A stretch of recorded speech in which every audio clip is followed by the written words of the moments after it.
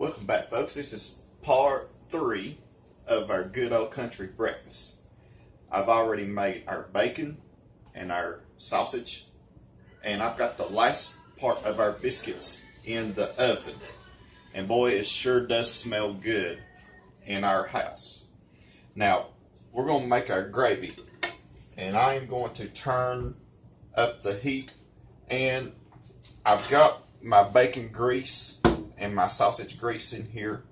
Now, you may need to put some lard like I did if you don't have enough bacon grease to make the gravy with to start out. It just reminds me of so much of how my grandmother used to keep a little kettle on the stove, and she kept it full of bacon grease, and she used it for everything. So what we're going to do is we're just going to take our whisk and just scrape up all the bits and pieces out at the bottom.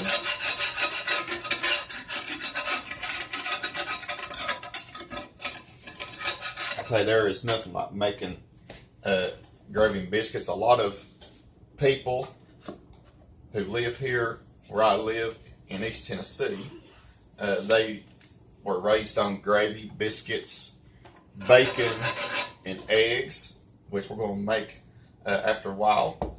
Now, you just want to make sure that you salt it just a little bit, or ever how salty you want your gravy. I like mine just right. Now, it's going to take a little bit for us to get the bits and pieces scraped up.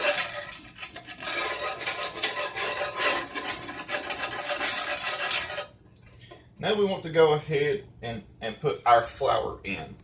Now, I don't measure much of anything. I just go with the flow. And you can start with a couple tablespoons, ever how much that you will need or you desire. Just depends on the amount of gravy that you want to make for you and your family. Or maybe a church breakfast or anything like that. Now you want to just make sure that you have the right amount of flour, and you just want to make sure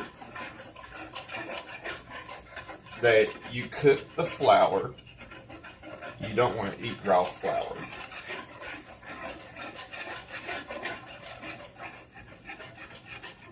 And I say that this is the right amount of flour. And you want to come in here and you want to make sure that it is cooked pretty well. Some people tend to get theirs really brown before they put the milk in. And I like mine just right. As you can tell, this is going to make a whole lot of gravy because there's a whole lot of people going to eat our good old country breakfast. I've had some requests of making a good old country breakfast. It is a privilege to make a good old country breakfast because I love to cook.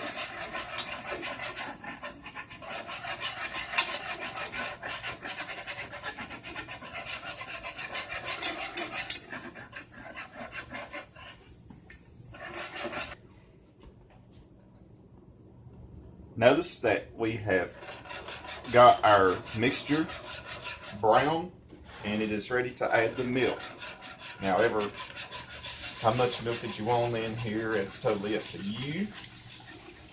But it is very important that you come in here and that you stir this very well as you pour in the milk. Now, you just want to make sure that you stir this really well, so that it won't stick to the pan. And this will start to thicken up pretty quickly.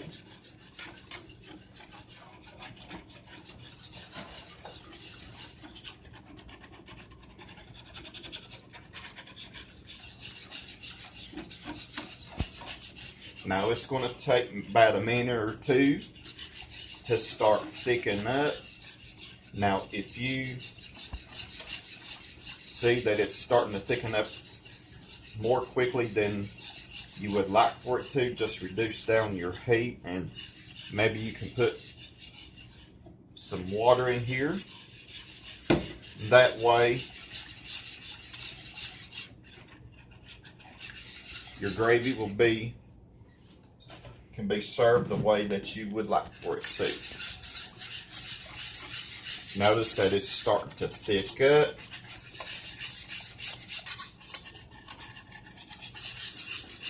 I may need to put just a little bit of water, not much.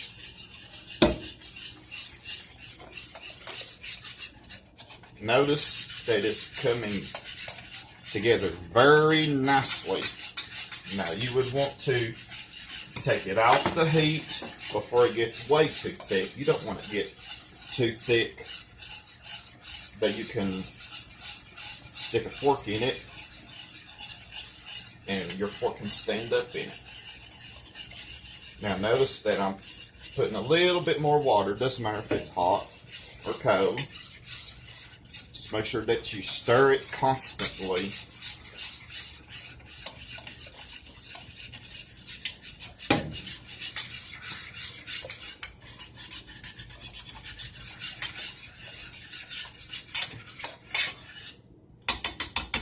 And there you go. Notice that it is the right consistency. Wow, I can't wait to have this on biscuits. Maybe with some slices of tomatoes on top. That's how I love to eat my biscuits and gravy, with some tomatoes right on top of it.